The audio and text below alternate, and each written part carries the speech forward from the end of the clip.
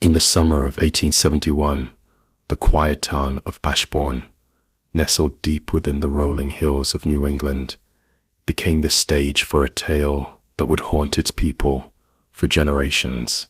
Among the weathered cottages, cobblestone streets, and the smoke of chimneys that curled into the twilight air, a child was born who would soon defy everything the town believed about the natural world. His name was Nathaniel Hargrove, and from the very first moment he opened his pale gray eyes, whispers followed him. His mother, Clara Hargrove, swore that during the boy's birth a strange silence fell over the room. Even the midwife, a woman who had seen dozens of children delivered into the world, later confessed that the moment Nathaniel arrived, every candle in the small bedroom flickered and nearly died.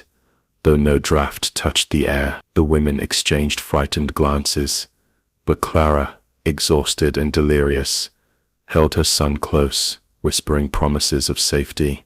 Few believed she understood what had truly entered her life.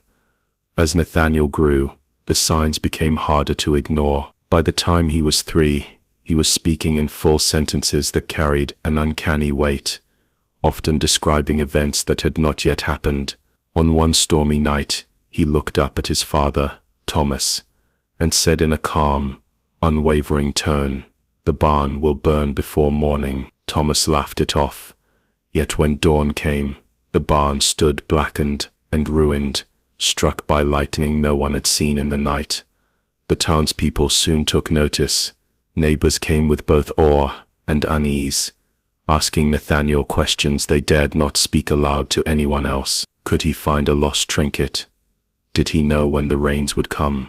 The boy answered without hesitation, and he was almost always correct. His pale eyes seemed to pierce through people, as if searching their thoughts, stripping them bare. Some left with gratitude, others with a sense of dread, muttering prayers under their breath as they hurried away.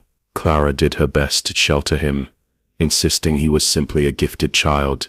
But Thomas began to fear his son. He would wake in the middle of the night to find Nathaniel staring at him from the shadows of the room, silent and unblinking, as though studying him. Once, when Thomas shouted in frustration, demanding the boy go back to bed, Nathaniel whispered, "You should be kinder to mother, or she will cry tomorrow." True to his words, Clara wept the next day after a bitter argument. By the time Nathaniel turned 6, whispers in Ashbourne had grown into fearful murmurs.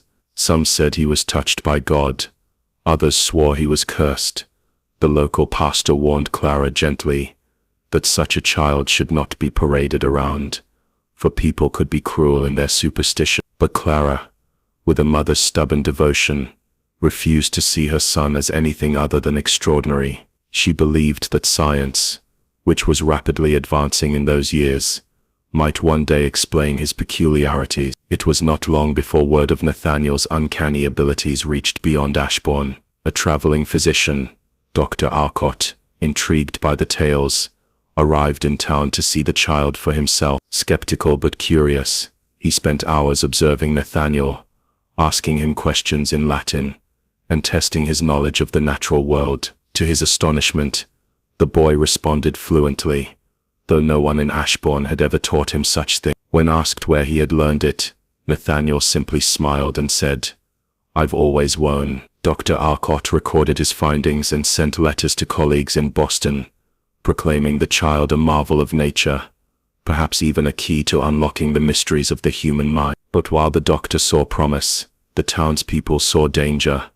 Mothers pulled their children closer when Nathaniel walked by, and men muttered of curses and omens. The tension in Ashbourne was rising, and Clara could feel it pressing against her wall. One evening, as the church bells tolled and the townspeople gathered in hushed circles, Nathaniel sat quietly by the window of his home, gazing at the horizon. Without turning, he said to his mother, "They will come for me soon." His voice was calm, as if he had accepted it already. Clara froze, her heart pounding, but Nathaniel's pale eyes never left the fading sun. It was the first time she realized her son was not merely unusual. He was something the world was not ready to understand.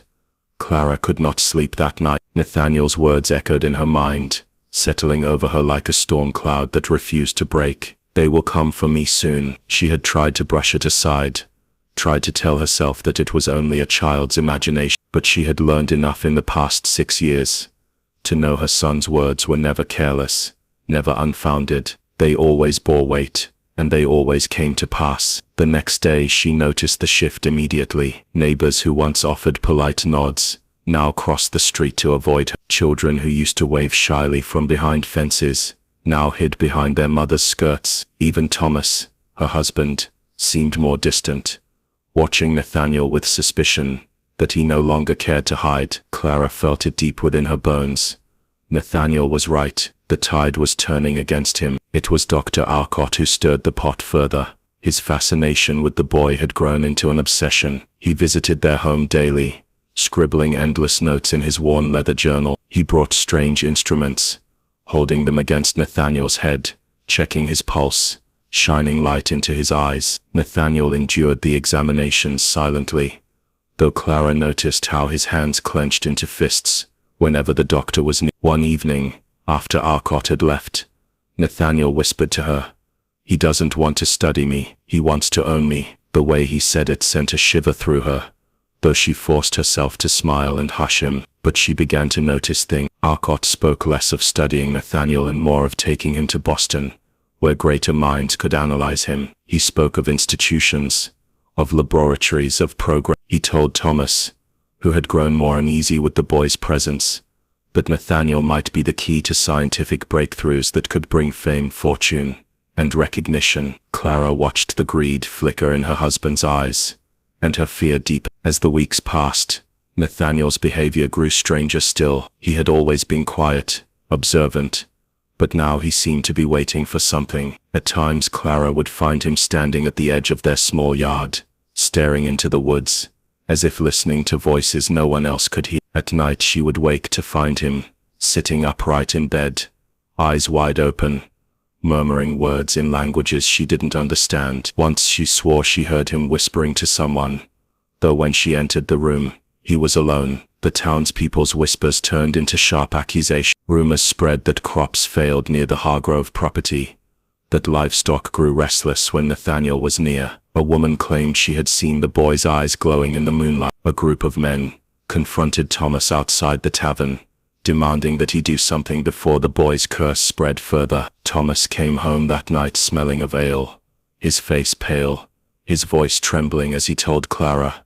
"They think he's unnatural, they think he's dangerous, and I don't know that they're wrong." Clara's heart broke, but she held her son closer, shielding him from words she knew would cut deeper than any blade. "He's our child," she said firmly, though even as she spoke the words, she could see the distance in her husband's. One evening, as the autumn wind rattled the shutters, Clara found Nathaniel sitting at the table, his hands folded neatly in front of him. His pale eyes met hers with a calmness that was almost chilling. "They'll try to take me away," he said softly, "but you mustn't let them. If they succeed, they won't just lose me, they'll lose everything." "What do you mean?" she whispered, her voice barely audible. He tilted his head, his gaze fixed on her, as though measuring how much truth she could bear. "There are things they don't understand, things they shouldn't touch. If they try to break me open, they'll break the world instead." Clara trembled, unsure whether to believe him or dismiss his words as the product of a child's imagination. But Nathaniel had never spoken idly before. He always knew. And now, for the first time, she felt the weight of something larger than their town, larger than their family. Her fears were confirmed when Dr. Arcott returned with two strangers from Boston. They wore long coats and carried themselves with the confidence of men who expected obedience. They spoke little, their eyes lingering on Nathaniel as if he were not a boy, but a specimen. Clara bristled, pulling Nathaniel close to her side, but Thomas did not intervene. Instead, he stood by the door, silent, his fists clenched at his side. "We will take good care of him," one of the strangers assured, his tone smooth but cold. "He will be among the greatest minds of our time. Surely you see he does not belong here, in this village." Clara's heart pounded. "He belongs with his family," she snapped, her voice trembling with fury. The man's lips curved into a faint smile, as though humoring a child. "Madam, sometimes sacrifices must be made for the greater good." Nathaniel, who had been silent all this time,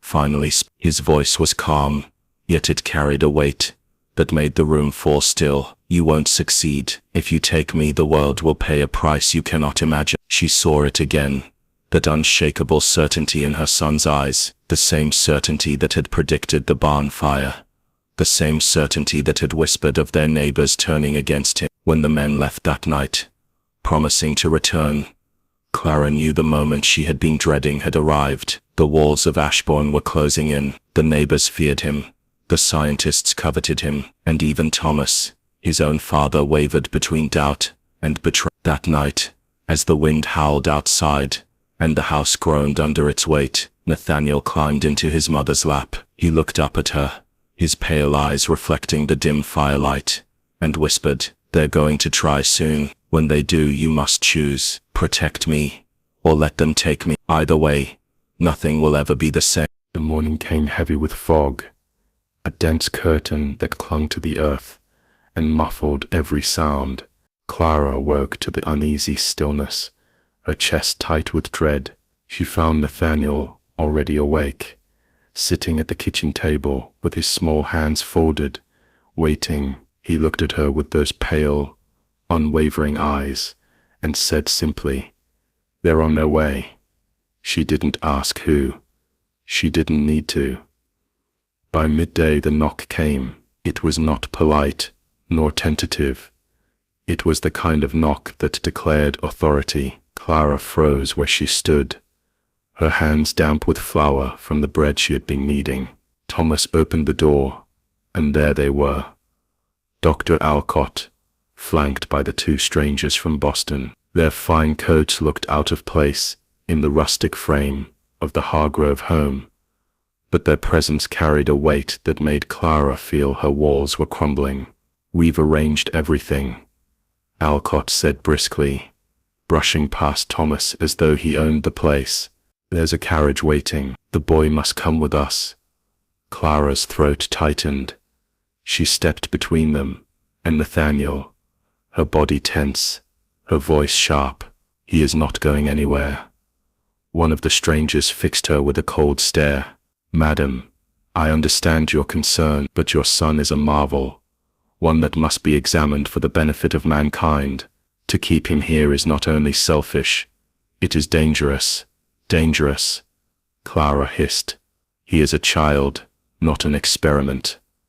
Nathaniel remained seated, calm, as though he had expected every word. His gaze never left the men. "You don't understand what you're asking for," he said, his tone even. "You think you're searching for knowledge, but all you'll find is ruin." The stranger smirked, dismissing the boy's warning as childish nonsense, but Clara saw the flicker of unease in his eyes. Nathaniel's voice carried too much conviction, too much certainty. Thomas shifted uncomfortably by the door.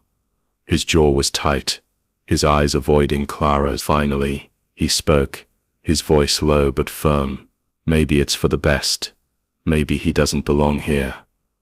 Maybe they can help him, or at least explain what he is." Clara's heart shattered at the words. "He is your son," she cried, her voice trembling with fury. "Not something to be handed over." Thomas's silence was answer enough. The men advanced, their intention clear. Clara's instincts surged. She pulled Nathaniel to his feet, clutching his hand, and moved toward the back of the house. One of the men stepped forward to block her path, but Nathaniel stopped abruptly. His small frame stood impossibly firm, his voice ringing through the room. "If you try to take me, you won't leave this town alive." The room stilled. Even Thomas looked startled. Clara squeezed his hand, urging him to stop, but Nathaniel's eyes blazed with a strange light, not glowing, not unnatural, but filled with a certainty that made the men hesitate. For a moment, no one moved.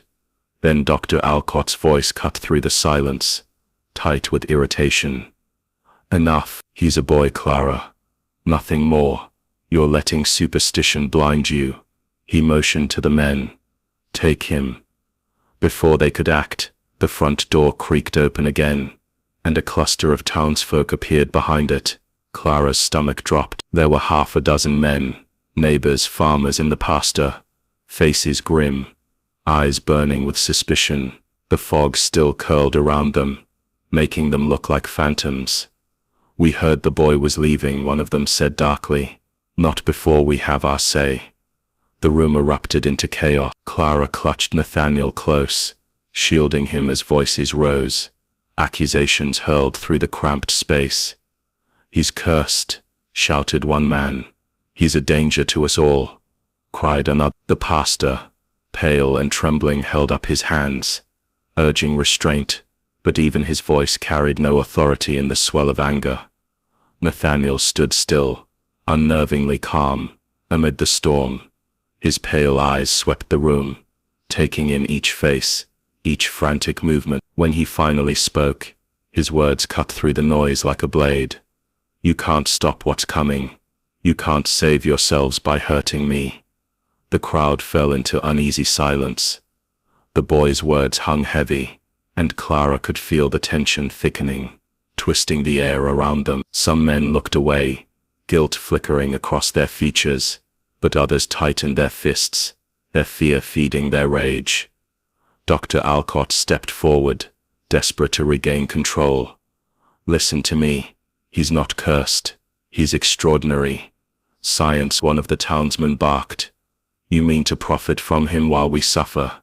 Our fields wither, our cattle sicken, our wives wake screaming from nightmares, and you call him extraordinary. The accusation swelled again, filling the room with venom. Clara's heart pounded as she realized the truth. This wasn't just about scientists taking her boy. It was about the entire town turning against him. Nathaniel's grip tightened on her hand. She looked down at him, her breath catching as she saw the strange calm on his face. He whispered so softly only she could hear. Tonight it begins. A chill ran through her. What begins? She whispered back. But Nathaniel did not answer. His gaze was fixed on the crowd, his expression unreadable. Clara held him tighter, her mind spinning. She had no idea what he meant, but in her heart, she knew it would change everything. The house was suffocating with bodies, the air thick with fear and anger. Clara clutched Nathaniel close, her heart hammering against her ribs, as if it would burst. The men pressed forward, their shadows flickering across the walls in the lamplight, their voices rising like a storm. Dr. Alcott shouted for reason, insisting the boy was a marvel of science. The townsmen snarled back, calling him a devil, a curse, a thing that never should have been born. And Thomas stood frozen, torn between his wife and son, and the voices of the men who were once his friends. Clara's voice cracked as she tried to pierce the chaos. He's my child, leave us be. One man, red-faced and trembling, stepped forward, pointing a calloused finger at Nathaniel. If he stays, we're all damned. Don't you see it? The storms, the fire, the sickness, it all began when he came. This boy is no blessing. He's a curse. Nathaniel's pale eyes fixed on the man, steady and unblinking. When he spoke, his voice was calm, quiet, yet it carried over the crowd with the weight of prophecy. The fire was not me. The sickness was not me. But if you touch me now, the worst is yet to come. The room fell into a tense silence. The men shifted uneasily, some glancing at one another with doubt, others hardening with determination. Clara could feel it, the fragile balance ready to break at any moment. Dr. Alcott tried once more, his voice strained. Gentlemen, listen to yourselves. You're clinging to superstition while I offer answers. This boy could change the world, or end it. Someone spat back. A hand lunged forward, rough fingers reaching for Nathaniel. Clara screamed, pulling her son behind her, but Nathaniel did not flinch. His small hand slipped from hers, and he stepped forward, his gaze locked on the man who had tried to seize him. The boy's expression was serene, unnervingly so, as if he had been waiting for this. You'll regret this. Nathaniel said softly. The man froze, his breath catching in his throat. His face paled as though the boy's words had struck something deep inside him. Slowly, he backed away, his eyes wide, muttering prayers under his breath. The others watched, unease rippling through them like a contagion. Clara pulled Nathaniel close again, her hands trembling. She could feel his calm against her panic, his stillness against her terror. It frightened her more than the men outside. It was as if Nathaniel already knew how this night would end. The pastor, pale and sweating, raised his voice. Enough. We are not executioners. This is a child. Whatever he is still a child. The crowd wavered, caught between the fear in their hearts and the morality in the pastor's plea. For a moment Clara thought it might end, that the men would leave, that sanity would prevail. But then Thomas spoke. His voice was heavy, broken. Maybe they're right. Maybe he doesn't belong here. Maybe we're fooling ourselves to think we can raise him like he's one of us. Clara turned to him, her eyes wide with betrayal. Thomas. No, he wouldn't meet her gaze. His shoulders slumped as though the weight of the whole town pressed down upon him. Something inside Clara snapped. If you give him up, she said, her voice raw and shaking, you will lose us both. I will not let them take him. The room erupted again, voices colliding, tempers flaring. Someone shoved Thomas. Another man lunged toward Alcott, and the pastor's pleas were drowned in the frenzy. In the chaos, Clara seized her chance. She pulled Nathaniel toward the back door, her grip ironclad, her heart pounding so hard she thought it might crack her ribs. They slipped into the night, the fog swallowing them whole. Behind them the voices rose and clashed, but the mist dulled them to a low, angry murmur. Clara's breath came in ragged gasps as she dragged Nathaniel through the yard, past the dark outline of the barn, and into the trees beyond. The forest was alive with shadows. Branches creaked overhead, the damp earth squelched beneath her boots, and every sound seemed sharper, more dangerous. She stumbled, but Nathaniel steadied her with a hand that was far too calm for a boy his age. They won't stop, he said, his voice steady in the darkness. They'll come again. They'll always come. Clara's throat ached with fear and desperation. Then where do we go? How do I keep you safe? Nathaniel tilted his head, listening to something she could not hear. For a moment, his pale eyes glowed faintly in the moonlight that filtered through the branches. We don't run. We wait. They'll bring the storm upon themselves. Her heart lurched. What do you mean? Tonight isn't about us. It's about them. They've already made their choice. Before Clara could ask what he meant, a distant sound cracked through the fog. The roar of fire, the shouts of men, the ringing of the church bell. The night had only just begun, and Ashbourne was already unraveling. The church bell tolled through the fog, its mournful clang echoing across the valley. Clara froze among the trees, her chest rising and falling in sharp, shallow breaths. She clutched Nathaniel's hand, as though it were the only thing tethering her to the earth. From the town came a roar, the unmistakable sound of fire consuming wood, the crackle rising above the shouts of terrified voices. They've started it, Nathaniel whispered, his tone eerily calm. They think they can drive me out with fear, but fear only feeds the flames. Clara shook her head, desperate. No, it's not because of you. It can't be. But she stopped herself. Deep down she knew the truth. Everything in Ashbourne had shifted the day Nathaniel was born. Fires, storms, sickness, it all seemed to circle him like a dark orbit. And now, with the whole town turning against him, she wondered if the chaos wasn't following him at all, but erupting from him, from the tree line. Clara could see the orange glow growing against the fog. Shouts carried through the night, men yelling orders, women screaming for their children, the frantic wails of livestock trapped in burning barns. She pulled Nathaniel deeper into the woods, but he resisted, turning his pale eyes back toward the town. They'll tear themselves apart, he said softly. They'll blame me, but it's their hands that light the fires. The words chilled her more than the autumn air. She knelt in front of him, gripping his shoulders, her voice breaking. "Nathaniel, you have to tell me. Are you doing this? Are you the one making these things happen?" He blinked at her slowly, as though weighing how much truth she could bear. Finally, he said, "I don't make it happen. I only see it. They plant the seeds. I see the harvest." Clara stared at him, her breath caught in her throat. He was just a boy, and yet he spoke with a certainty that no child should possess. The sound of heavy boots snapped her from her thoughts. Torches bobbed in the fog. Men from town, searching, hunting, their voices rang through the trees. "He's out here," one shouted. "Find him before he brings more ruin," cried another. Clara pulled Nathaniel close and crouched low, her heart thundering. She led him deeper into the woods, weaving through undergrowth, every snapped twig underfoot, sounding like a drumbeat in the silence. The torches grew brighter, the men's voices nearer. They stumbled upon the old cemetery at the edge of the woods, where crooked gravestones jutted from the earth like broken teeth. Clara pulled Nathaniel behind a stone angel, whose face had been worn smooth by decades of rain. They crouched in its shadow, listening as the search party's light swept dangerously close.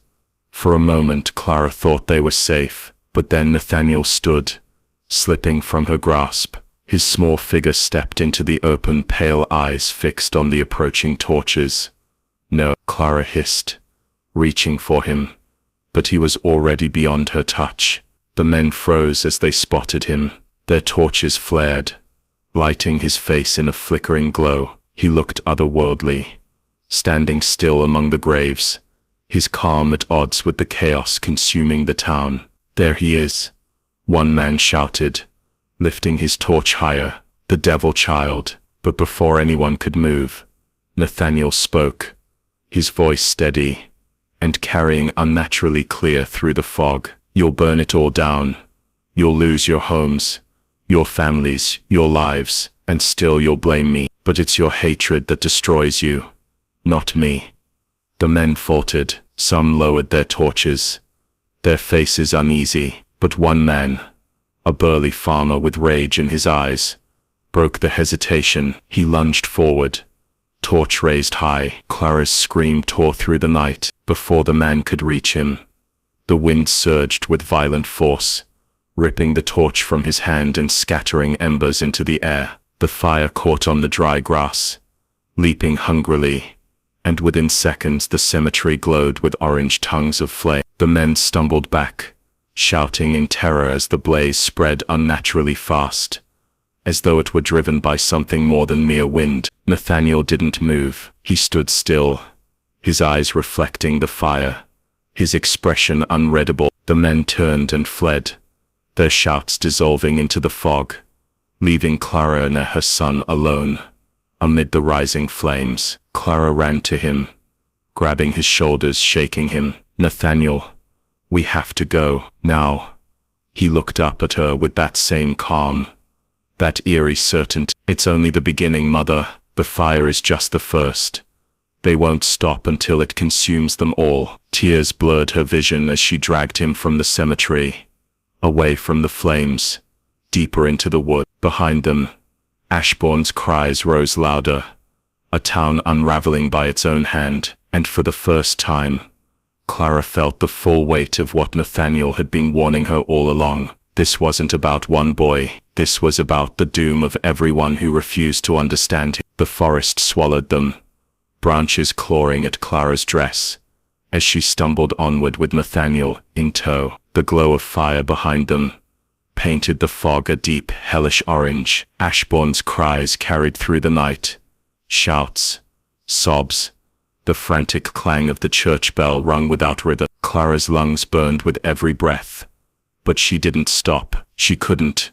The town was unraveling faster than she could have ever imagined, and her son's pale eyes told her it was only the beginning. They came to a clearing where the fog thinned, and Clara collapsed to her knees, clutching Nathaniel against her chest. Her body shook with exhaustion and fear. She pressed her lips to his hair, whispering between gasps, "Why is this happening? Why won't they leave you?" Nathaniel pulled back and met her eyes, his expression calm, unnervingly steady. Because they're afraid of what they don't understand. Fear makes people cruel, and cruelty makes them destroy themselves. He spoke like someone far older, someone who had lived through centuries of human folly. Yet he was still her boy, only 6 years old, small and fragile in her arms. She wanted to hold on to that truth, but the night's horrors had made it impossible to ignore the other truth, the one written in his every word, his every gaze. Nathaniel was not like other children. A rustle from the trees snapped her head up.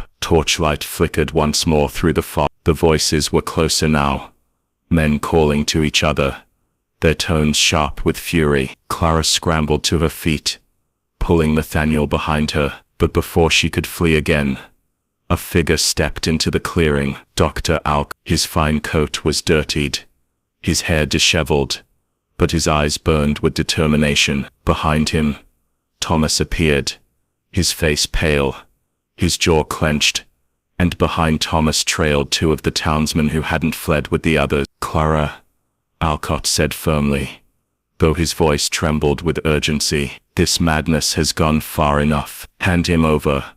We can end this tonight." Clara's heart lurched. "End this? You think dragging him to your laboratories will end this?" She pulled Nathaniel close, her eyes blazing. "You'll only make it worse." Thomas stepped forward, his voice raw. "Clara, listen to him. Look at what's happening. The fire, the hysteria, everything's falling apart.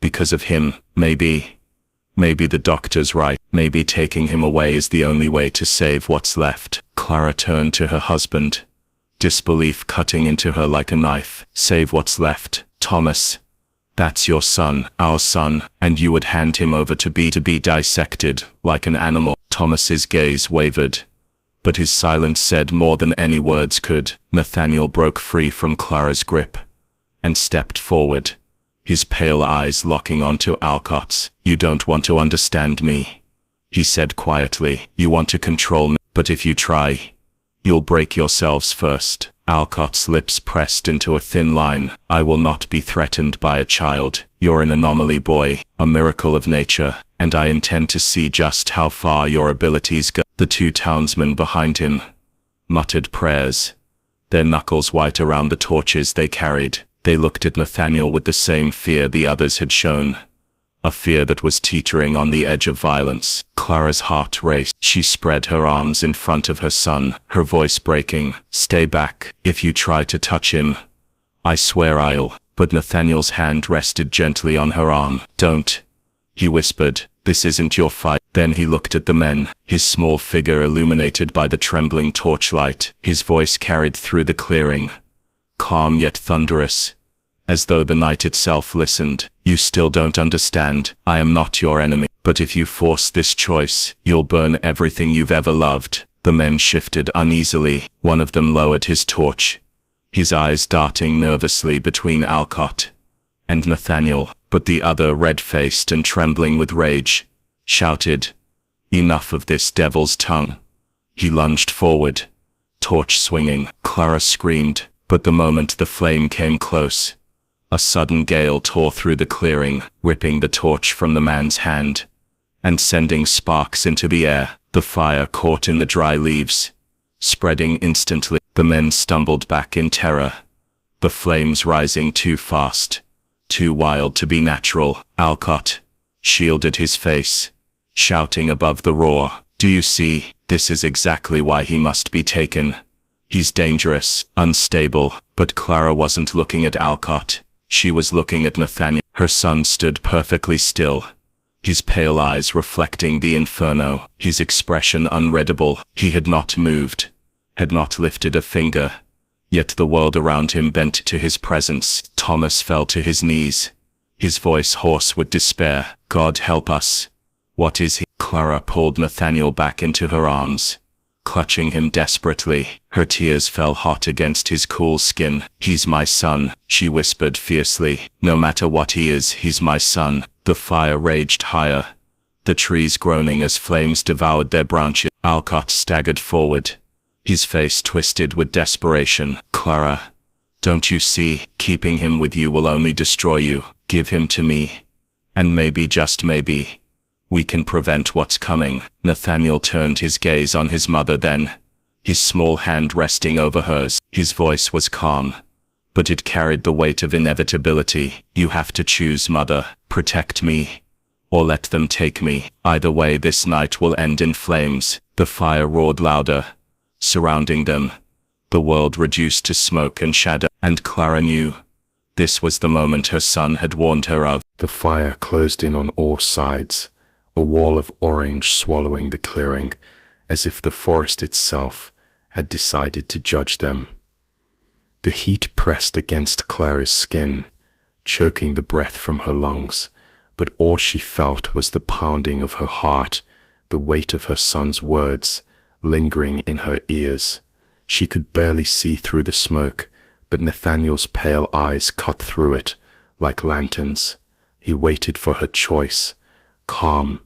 In the face of devastation, Thomas was still on his knees, his face streaked with ash and fear.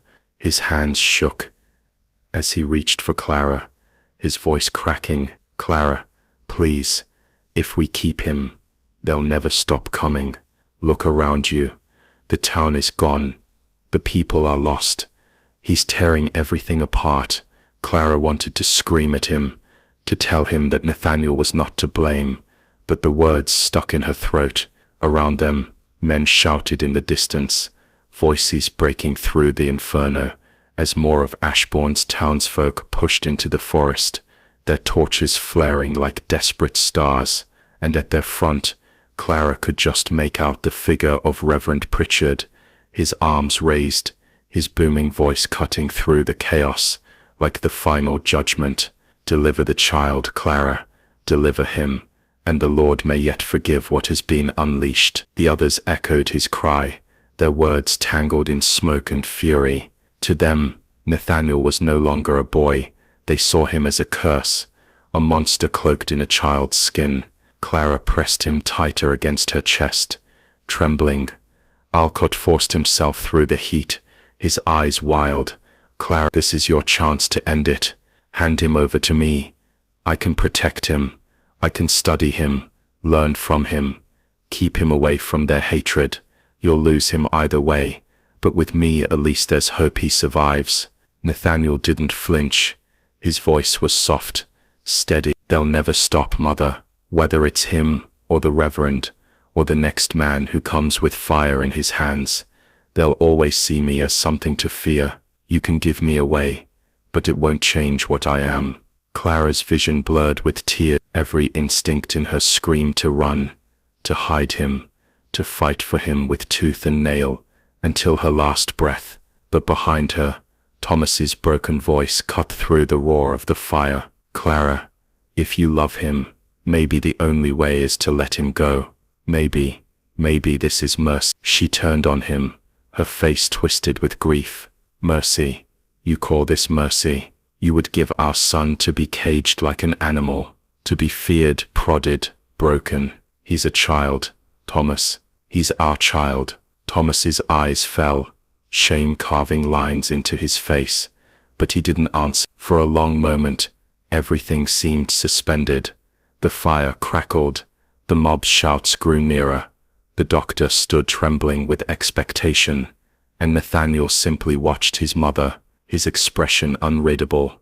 The world seemed to be waiting for her breath, her word, her choice. Clara lifted her face toward the smoke-darkened sky. She thought of Nathaniel's first cries when he was born, how she had held him in that quiet hour before dawn, whispering promises of protection into his tiny ear. She thought of the lullabies she sang when the townsfolk whispered rumors, of how his small fingers clutched hers when he looked up at her with eyes too old, too knowing. No one else saw the boy he was. They only saw the mystery, the fear. She lowered her gaze to him now, brushing his hair from his forehead with trembling fingers. "You are mine," she whispered. "Not theirs, not his, mine. And I will never give you a—" Nathaniel's lips curved in the faintest smile, a glimmer of something ancient flickering behind his eyes. He leaned into her touch, as if sealing a silent pact. When the mob burst into the clearing, their torches raised, their cries of devil, demon splitting the air, Clara rose to her feet with Nathaniel in her arms. She stood firm, her body a fragile shield, her voice trembling yet unyielding. "You will not take him." For an instant, the mob froze. Then someone hurled a stone. It struck the ground near her feet, sparking the charge. They rushed forward in a frenzy of fire and rage. But Nathaniel did not hide. He lifted his head from his mother's shoulder and looked upon them with eyes pale as winter. The ground shook, a low rumble that rose from the roots of the forest itself. Flames leapt higher. The smoke swirled into a spiral, and the air seemed to bend with a force no one could name. The men screamed as their torches were ripped from their hands, swallowed by the trees cracked and split, the inferno twisting into a crown around Nathaniel and Clara. Some dropped to their knees, sobbing prayers. Others fled into the darkness, their voices lost in the roar. Only Alcott remained, his face lit with awe and terror. "My God," he whispered, "he's not a boy at all. He's something beyond us." Nathaniel's gaze flicked to him, cold and calm. "I told you," he said.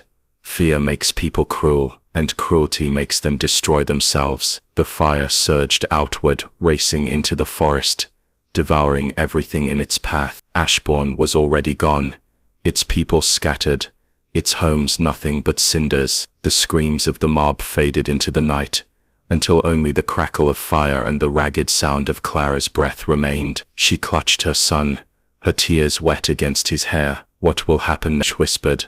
Nathaniel's small hand rested over her heart. His voice was quiet, steady and unbearably certain. "Now the world will learn, whether they're ready or not." Long after the flames had died and the ruins of Ashbourne lay buried beneath ash and silence, whispers of that night carried far beyond the borders of the forest. Travelers spoke of a town erased in a single evening, of people swallowed by fire, and of a boy with eyes pale as ice, who walked unharmed through the inferno. Some called him a miracle, others a curse, but the truth was more complicated than any tale they told. For Clara, it was never about miracles or curses. It was about a promise, a vow made the moment she first held her son in her arms. Nathaniel was not a symbol to be feared or worshipped. He was a child, flesh and blood, with a heart that beat just as hers did. And no fire, no mob, no voice raised in hate could change that. In the years that followed,